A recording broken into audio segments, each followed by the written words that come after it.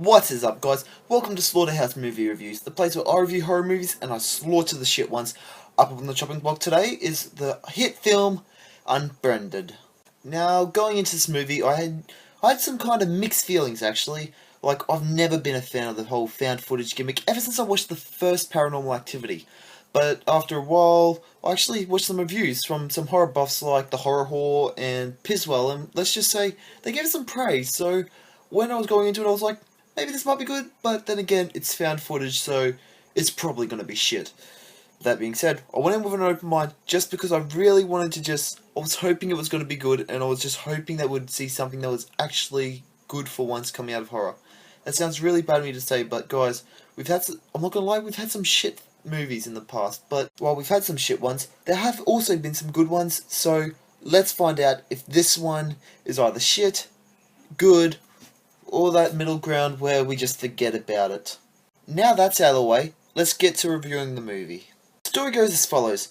A group of friends are partaking in a Skype chat, and well, they've got some weird creeper in the chat with them, and they don't know how to get rid of it. At first they think it's a glitch, but then it starts messaging them, so they don't know what it is. Is it the ghost of possibly a suicidal girl? Is it maybe a hacker?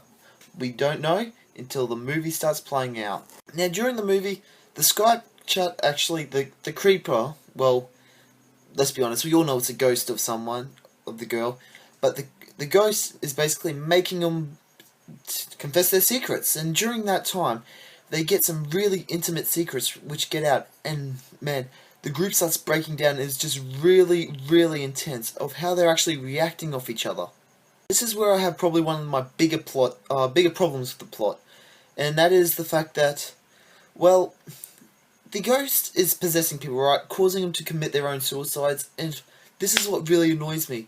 Where the fuck are the parents? I mean, seriously, they are high school students, and I understand that, hey, you could be like, oh, one of them's working late, or another one might be out of town, but all five, I think it's either 5 or 6, but the 5 or 6 of them, and they have no parents around?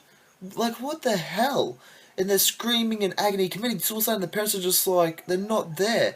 It just doesn't make sense. Now, I would understand if you could say, oh, they're university students or they're college students, but they're high school students.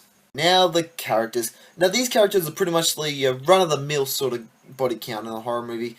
They don't really have that much of a personality, except for one guy. He's pretty cool. He's funny as hell. He is Kent. He's basically a spin-off of your average stoner, and as well as, not stoner, you have your stoner and your fucking geek. He's your stoner geek sort of character, and guys, he's actually funny, and he had me cracking up a couple of times in the movie. Okay guys, it's time to boil it all down and answer the question.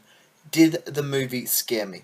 While the movie is not the scariest thing I've seen, it did have some creepy as fuck moments, which actually had me really creeped out. One thing I can praise it with is it left all the whole jump scares that these fucking horror movies just seem to have all the time these days. It kind of left them at the door, and of course it had some jump scares, because that is what's going to happen in horror movies these days. But those jump scares, they are actually things that are scary, which doesn't make me upset. So it was okay with that. It made me actually like the movie and appreciate it more. But in saying that, it's not the scariest thing I've seen. Like I said, it was creepy, but just some scares, I could tell they were trying to make it creepy, but it just wasn't scary for me. Now let's talk about the major drawing point of this movie, and I mean the Skype gimmick.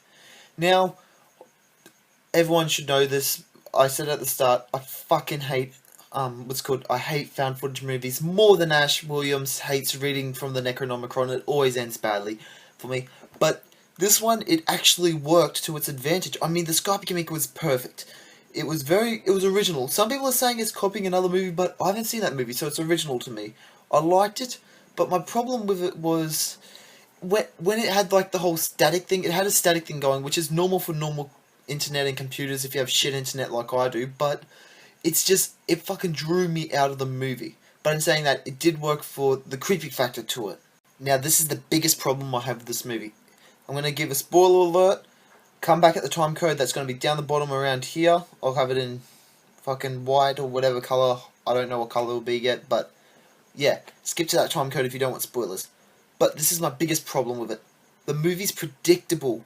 I mean, when you're watching the video where it actually shows the girl's suicide of the ghost, obviously it's the ghost of the girl that committed suicide. If you didn't know that, fuck, it was in the trailer. But anyways, during the thing, you can tell by the fucking silhouette of the person filming it. It's got long hair. You could tell distinctly it's a chick filming it. And the first couple of people to die are 2 out of 3 females, which basically makes you go, oh, fucking, she filmed it.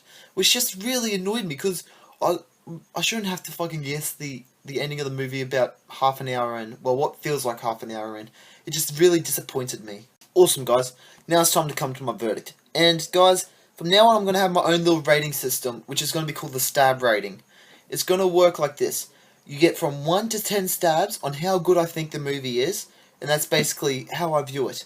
Pretty much the way I see it is 1 stab equals a shit fest, 10 stabs equals the god of horror movies, 5 stabs, average movie, 7.5, a movie that I'd most likely buy on DVD, because I'd like that sort of thing.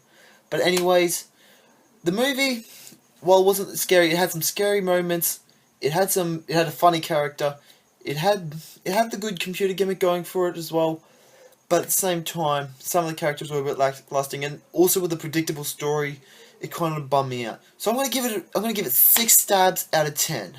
Thank you for watching this, guys, and if you like what you've seen here, guys, you want to see more awesome horror content, feel free to click the subscribe button, guys. I'm going to be doing another review soon of the movie Poltergeist when I go see it, as well as I'm going to be doing some trailer reviews of 3 trailers. The Poltergeist trailer, Insidious 3, and the sequel to one of my favourite horror movies, Sinister 2. So guys, feel free to subscribe.